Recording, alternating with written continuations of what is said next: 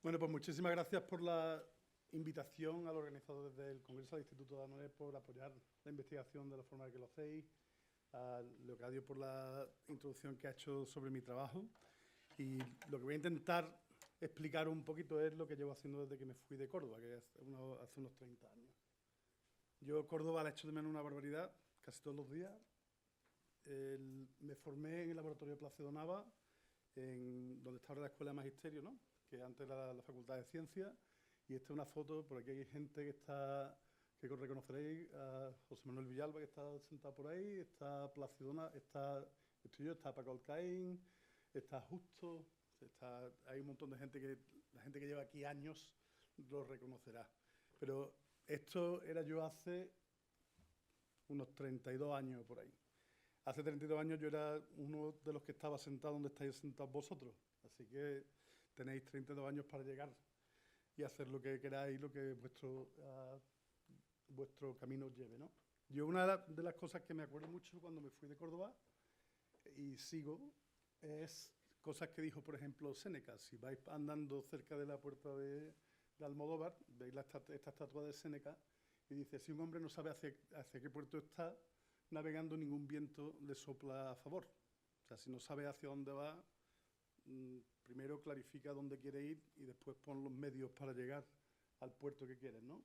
Y la otra es que, como en un cuento, así es la vida, que no es lo larga que sea, sino la calidad de la vida que tengas, ¿no? Y eso se aplica a todos los niveles de tu vida, tanto profesional, social como de salud.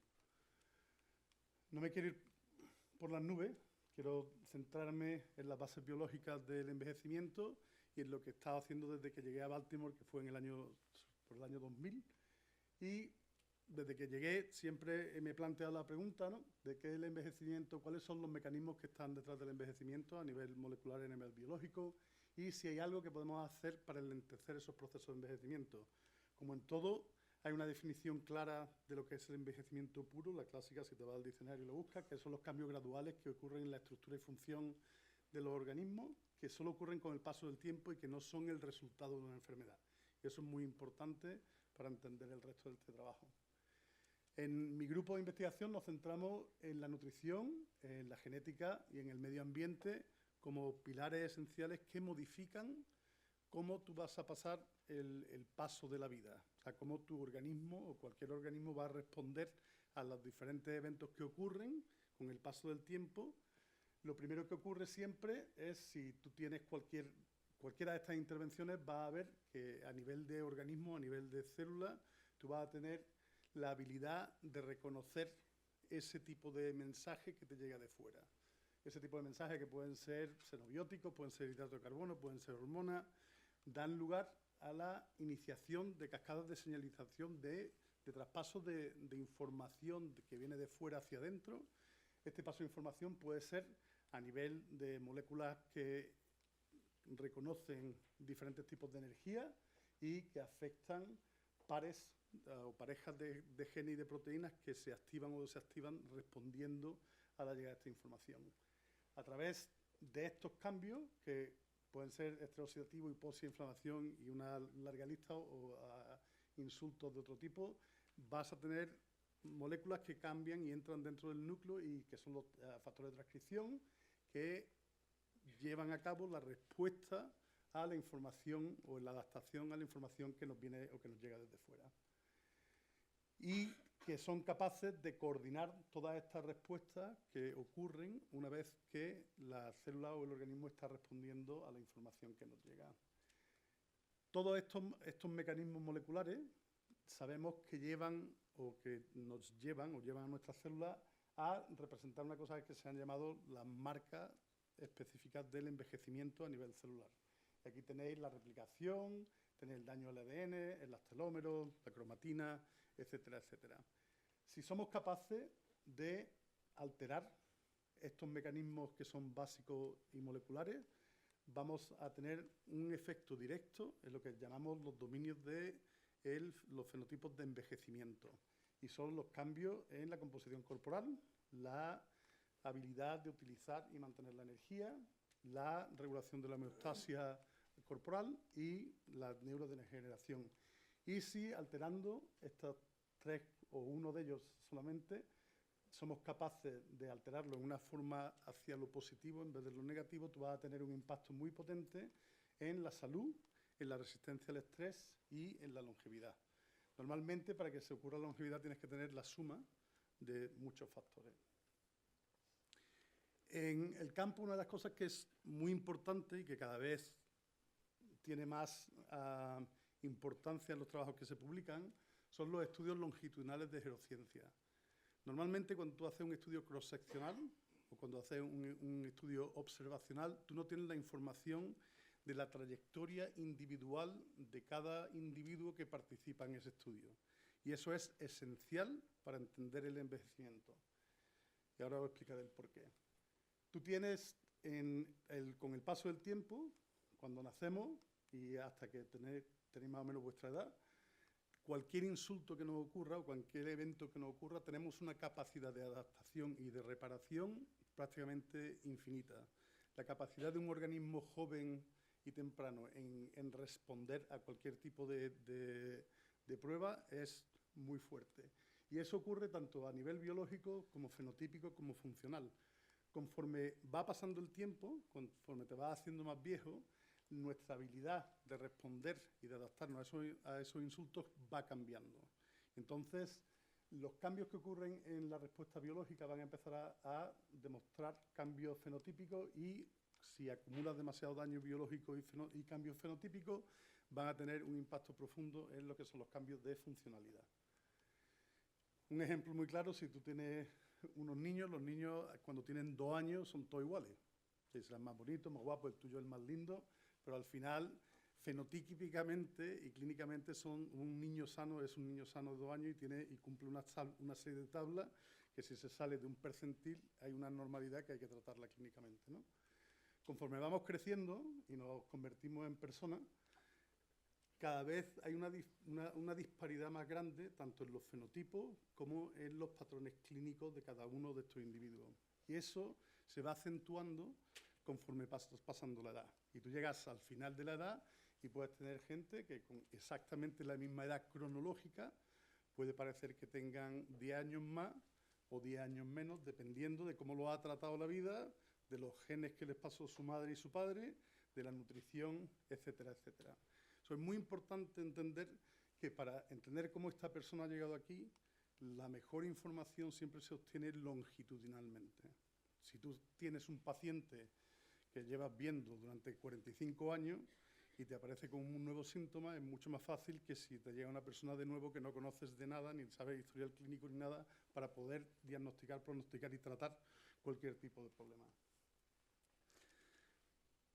Estamos obsesionados con la elongación de la vida, el prolongar la vida, y esto lo hemos comentado antes, ¿no? Si miras las curvas de poblaciones humanas, desde 1541 hasta 1991, lo que veis es que la longevidad, la longitud máxima de vida no ha cambiado mucho. O sea, sigue más o menos rondando, con excepciones, los 100, 105 años. Pero la curva de longevidad sí ha cambiado y cada vez se hace más cuadrada. Vais a ver en mi charla un montón de estas curvas.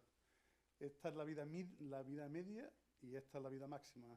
Y los cambios en vida media normalmente son indicadores de salud y de calidad, tanto de medio ambiente como nutricional, como de genética. Conforme la curva se va haciendo más cuadrada, tú tienes una mejora general de la salud y un retraso del inicio de las enfermedades crónicas.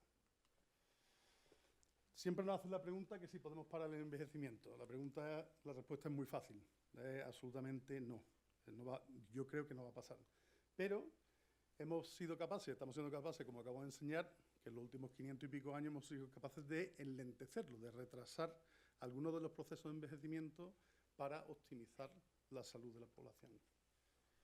En el laboratorio nosotros utilizamos la restricción calórica, que es simplemente tú cortas el número de calorías que le da a un organismo para entre un 30 y un 40% durante toda la vida, y eso produce un cambio tanto en la vida media, pero en este caso también es la vida máxima.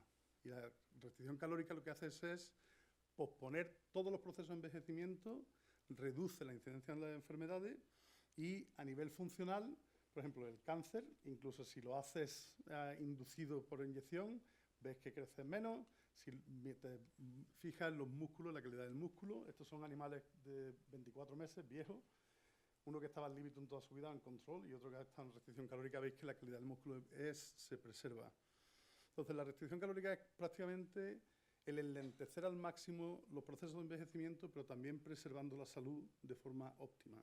Y este cambio en longevidad máxima es una cosa que en humanos todavía no se ha conseguido ver de ninguna forma. Hay un montón de bases establecidos, de principios establecidos de la restricción calórica, que es que una reducción total de la energía, o sea, no tiene que ser reducción en grasa, reducción en proteínas, reducción en hidrato de carbono. Se observa siempre una sesión de vida media, de vida máxima. No es desnutrición, no hay malnutrición en la restricción calórica y retarda el envejecimiento fisiológico en casi todos los sistemas. Y en gerontología ha sido siempre el modelo más robusto que existe. O sea, se han replicado las curvas de supervivencia en millones de sitios. Y desde el año, me parece, la primera curva de supervivencia se hizo en 1918. ¿Qué pasa con la restricción calórica? Y esta fue la primera reunión que tuve con mi jefe en abril del año 2000. Me dice, mira, Rafa, la restricción calórica es como una caja negra en la que tú pones un animal, le cortas el número de calorías que tiene, pasa algo y tú tienes una bajada del envejecimiento y una prolongación de la longevidad. Y eso es lo que sabemos en el año 2000. Desde entonces, nosotros hemos contribuido a rellenar lo que es la caja negra con muchísimos mecanismos, mecanismos tanto moleculares como celulares, que vemos que hay diferencia entre animales que estaban en restricción calórica y animales que estaban comiendo ad libitum. ¿Cuál es el papel de cada uno de estos pasos moleculares? Todavía sigue estando investigado. No hay una sola molécula o un solo gen o una sola proteína que pueda explicar todos los aspectos de la restricción calórica. Y a nivel de organismo, sabemos ahora que hay muchísimas moléculas que actúan comunicando entre cada órgano cómo la restricción calórica está afectando tejidos, tanto a modelo local, por ejemplo, en el hígado, pero cosas que secreta el hígado, por ejemplo, el beta-hidroxibutirato, cómo afecta al cerebro, cómo afecta a otros organismos distales. Y eso es una gráfica que publicamos en el 2019. O sea, hemos llegado de no saber prácticamente cuáles eran los mecanismos moleculares a tener un entendimiento de qué principios básicos están afectados por una reducción de calorías. Ahora, todo esto se hace, tú matas a un animal a los 18 meses, mira, y esto es lo que te sale, o a los 24 meses, pero no sabemos longitudinalmente cuáles son las bases claras que llevan a cabo todas estas cosas, ni tampoco lo que ocurre a lo largo del día. Entonces, sabiendo cuáles son los mecanismos moleculares, enseguida pensamos en poder imitar la restricción calórica utilizando fármacos. O sea, cómo puedes, utilizando fármacos de productos naturales, para tener los mismos beneficios de la restricción calórica, pero sin la necesidad de cortar las calorías. Entonces, tiene que tener y tiene que representar los cambios muy parecidos a lo que hace la restricción calórica. Lo que ocurre es que cuando lo hicimos, aquí tenéis un diagrama de los primeros que se probaron, activadores de la sirtuina, inhibidores de la MPK, inhibidores del mTOR, activadores del AKT. Lo que vimos es que la mayoría de estos estimuladores, y la lista sigue siempre creciendo, o sea, si tú buscas, y esta mañana lo he buscado a las 8 y pico de la mañana, si pones intervenciones dietéticas para envejecimiento, tardó Google menos de un segundo en contestarme que había como 229 millones de entradas. O sea, la lista de intervenciones nutricionales, la lista de intervenciones farmacológicas es eterna. O sea, si lo has intentado hacer una revisión hace poco, te das cuenta que es un modelo casi imposible a seguir.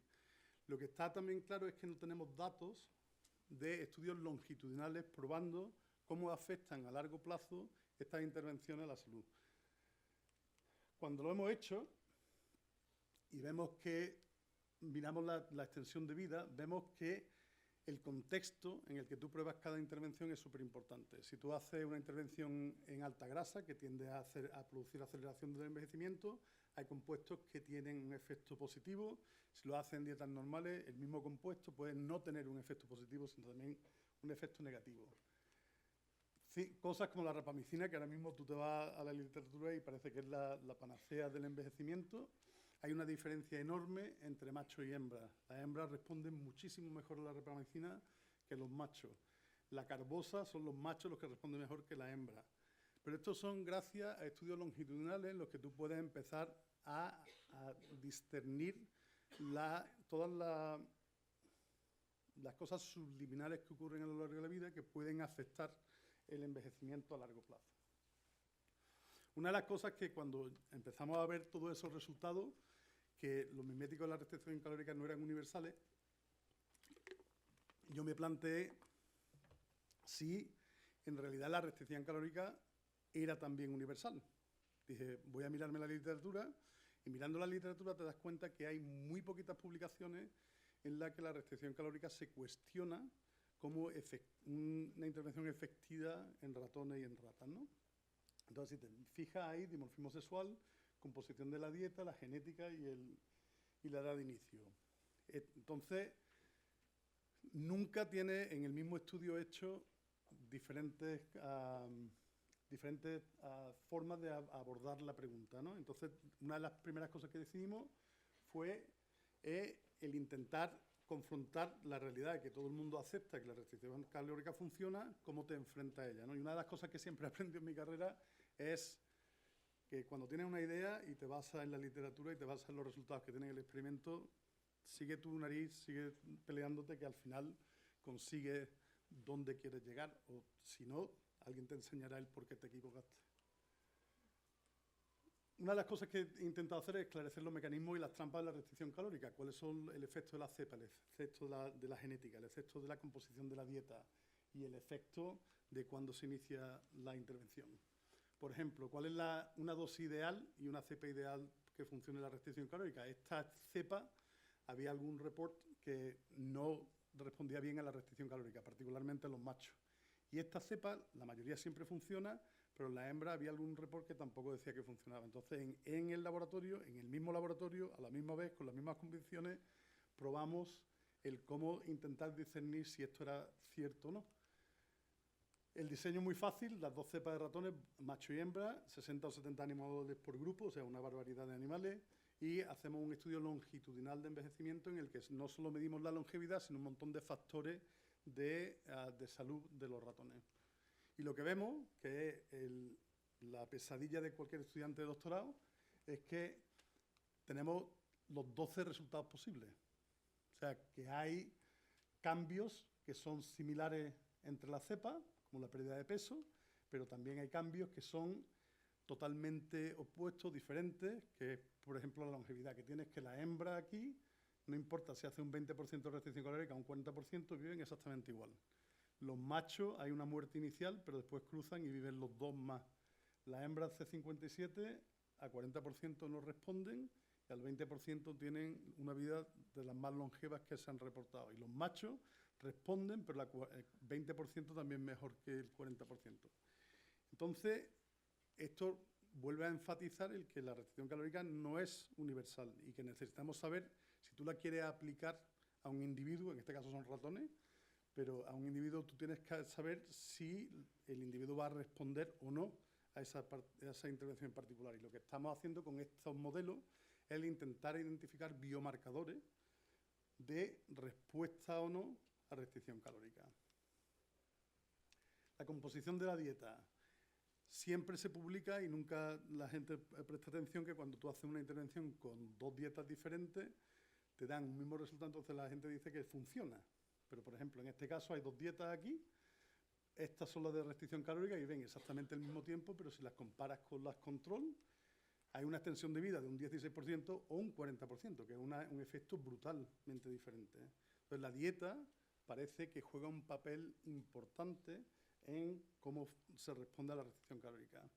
Aquí José Villalba hizo un estudio con 3 tipos de grasa diferentes y veis sorprendentemente, y totalmente contra pronóstico, que los animales que estaban en restricción calórica comiendo grasa supersaturada, grasa de cerdo, son los que responden mejor a la restricción calórica.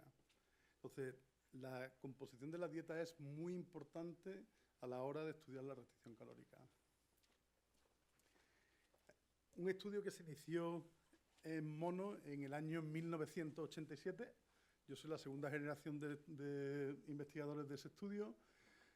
Se inició uno en la Universidad de Wisconsin y otro en Baltimore, y los dos dieron resultados totalmente opuestos. En la Universidad de Wisconsin ven que son estudios que lo lleva a cabo a Julie Madison, que trabaja conmigo, y a Ricky Coleman y Rosalind Anderson, que está en la Universidad de Wisconsin. Lo que veis es que en cuestión de mortalidad, los de restricción calórica de Wisconsin tienden a vivir más que los de LNIA, que no hay diferencia en los efectos de restricción calórica en cuestión de longevidad. Para la salud, las dos intervenciones en los dos sitios funcionan exactamente igual. Hay un retraso tanto de la iniciación de la enfermedad como de la gravedad de las enfermedades. O sea, hay una separación entre salud y longevidad en esta intervención. ¿Cuáles son las diferencias entre los dos estudios? Es que hay diferentes backgrounds genéticos, el origen de los monos es diferente, cuando se empezó la dieta en los monos es diferente. En Wisconsin empezaron a una sola edad, a los 10 años más o menos, y nosotros empezamos a 3 edades diferentes. Y después, ¿cómo le dábamos de comer a los monos? Y la composición de la dieta también es diferente. Viendo esto, enseguida la gente dijo, bueno, pues habéis publicado un paper conjunto, ¿por qué no hacéis un estudio de envejecimiento en mono aunando las diferentes estrategias? Entonces yo le dije que no pensaba tener dos carreras. Se tardan 35 años más o menos en hacer un estudio en mono. Entonces decidí probar exactamente las mismas dietas en ratones en vez de en monos. Y lo hicimos en machos. Exactamente la misma dieta de los monos, son totalmente saludables para los ratones. Las probamos y metí un grupo, que es el meal fed, que contando que la dieta de Wisconsin está mucho más buena que la de LNIA, porque tiene más azúcar, pues decidimos tener este grupo que iban a comer el mismo número de calorías de la dieta opuesta al libitum, pero le damos la comida todos los días una vez, ¿vale? Normalmente los estudios estos, los animales que están en una dieta control, tú llenas el comedero de comida y los vas rellenando conforme se la van acabando. Siempre hay comida. Los de restricción calórica, tú le das la proporción de comida todos los días a 1 hora y se la termina normalmente rápido. Lo que vimos, que fue una sorpresa tremenda, fue que la dieta, si compara el libitum, el meal fed o la restricción calórica, no tenía efecto ninguno, contrario de lo que vimos con los monos en cuestiones de supervivencia. Cuando metemos en cosas de salud, sí hay diferencia en cosas de salud. Si haces la comparación dentro de la dieta con restricción calórica y el libitum, veis la curva negra y la curva roja, que hay unas diferencias enormes en supervivencia en los dos tipos de dieta. Pero lo que más me llamó la atención de este experimento fue que la línea azul y la verde, que son animales que están comiendo totalmente al libitum, la misma cantidad que los al libitum, pero simplemente una comida al día, también viven como un día un 15% más. ¿Y el por qué, no? Mandé a mi postdoctoral, a Sarah Mitchell, y nos pusimos a medir cuánto tardaban en acabarse la comida, para ver si era posible que el ayuno, que inducía tanto la restricción calórica como el darle una comida al día, era probablemente responsable de este cambio. Lo que vemos es que los animales que se les da la comida del mismo nivel de ad libitum, pero en una simple dosis, se acaba la comida entre 9 y 15 horas, con lo cual están en ayuno entre 10 y 16 horas al día. Con este estudio lo que decidimos fue que tanto la duración del ayuno y de la alimentación está influenciada por la composición de la dieta y el protocolo de alimentación. Que los patrones de alimentación, en lugar de la composición, tienen un efecto muchísimo más fuerte sobre la longevidad, y que tanto la restricción calórica como las comidas diarias están asociados con largos periodos de ayuno. Estos papers se publicaron en Cell Metabolism. Este es muy descriptivo sobre lo que se hizo en el experimento, y nos metemos muy de lleno en la parte molecular y biológica.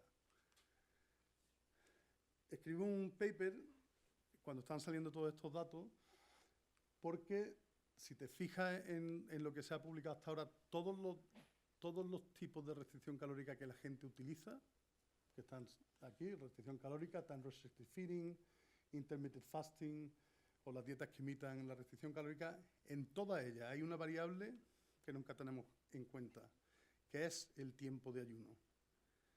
Entonces, tú tienes animales que están comiendo exactamente la misma cantidad de calorías, que viven más que los que comen todo lo que quieran, pero no están en restricción calórica. Entonces, esto aparece como una variable súper importante en el estudio. Después de estos estudios salió el trabajo... Rafa, 5 minutos. Sí, estoy casi a punto. El trabajo de Vicky Acosta, que hizo de una forma muy elegante, con un comedero que podía darle la comida puntualmente a los ratones, dividiendo en comer entre la noche y el día, pues los ratones son animales nocturnos, no diurnos, y lo que hacía era darle la comida o por la noche o por la mañana para ver si el ciclo circadiano era importante en la restricción calórica. Y la otra cosa que hizo fue, para reducir la cantidad de hambre, le daba la restricción calórica durante 12 horas consecutivas. O sea que estos animales no tenían más de 12 horas de estar hambrientos al día. Y después lo hizo de forma que tuviesen comida durante todo el día, pero solo al nivel de la restricción calórica.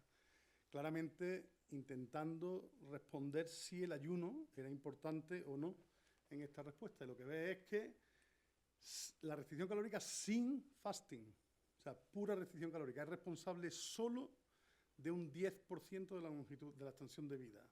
Si combinas el fasting, pero le das la comida en el lado opuesto, o sea, por el día, ganas un 20%. Pero si haces el fasting alineado con el ritmo circadiano, es cuando tiene la longitud de vida máxima. O sea, hay variables que nunca la hemos pensado, que juegan un papel fundamental en los procesos de envejecimiento, de longevidad y de salud. Una cosa que es súper importante en este artículo es que no hay diferencia de vida máxima, hay diferencia en salud. O sea, el desalineamiento con el ciclo circadiano es más responsable de aspectos de salud que de longevidad. ¿Qué pasa con todo esto? Que es como un choque para el campo, tuvimos un montón de problemas y tienes que como recentrarte la mente y decir, bueno, es que lo hemos estado haciendo mal todo el tiempo. Tenemos ahora un montón de variables que además son el ayuno, por ejemplo, el hambre es una cosa que es muy difícil de controlar experimentalmente. Voy a ir rápido. Básicamente, si tú miras todos los procesos que están involucrados en el ritmo circadiano, en los ciclos de alimentación y ayuno, en la noche y el día, están todos conectados con procesos de catabolismo y anabolismo. Están todos involucrados en la regulación esencial del metabolismo. Y son todos procesos que sabemos, por todos los datos que hay, que tienen una implicación directa tanto en la salud como en la enfermedad. Si te metes al nivel de los ritmos circadianos, están todas las claves del envejecimiento, están representadas en la regulación del ciclo. Esto se complica a un nivel sobrenatural cuando te das cuenta que además del ciclo circadiano central, tienes todos los tejidos que tienen ciclos circadianos totalmente diferentes. Entonces, para diseccionar el cómo aplicar la restricción calórica a la clínica o a complementar la clínica, tenemos que tener muy en cuenta tanto los ritmos circadianos como el órgano al que tú tienes que dirigir o quieres dirigir la intervención. ¿Cómo estamos pensando en el laboratorio sobre intervenciones, tanto dietéticas como farmacológicas como genéticas? Es con el reloj en mente. Y creemos que no solo es el número total de calorías que tú comes, sino también cuándo y cómo estás expuesto a ese número de calorías diariamente. Y si haces el fine tuning, si haces la regulación perfecta, vas a tener un montón de... O sea, hay evidencia, y hay muchísima evidencia en humanos ahora, que puedes tener un efecto muy positivo en la salud. En la longevidad yo creo que no lo vamos a saber en mucho tiempo, pero en la salud hay muchísimos datos que parece que apoyan ese concepto. Esta es una foto que hice navegando en la bahía de Delaware y me recuerda mucho a Cádiz. Todo este trabajo no se puede hacer sin un grupo de gente enorme y colaboradores de todo el mundo, particularmente toda la gente que está en nuestro grupo de trabajo. Nosotros siempre estamos buscando gente para colaborar y gente que quiera venir a trabajar con nosotros. Y os quiero dar las gracias por vuestra atención y al final habrá preguntas. Muchas gracias.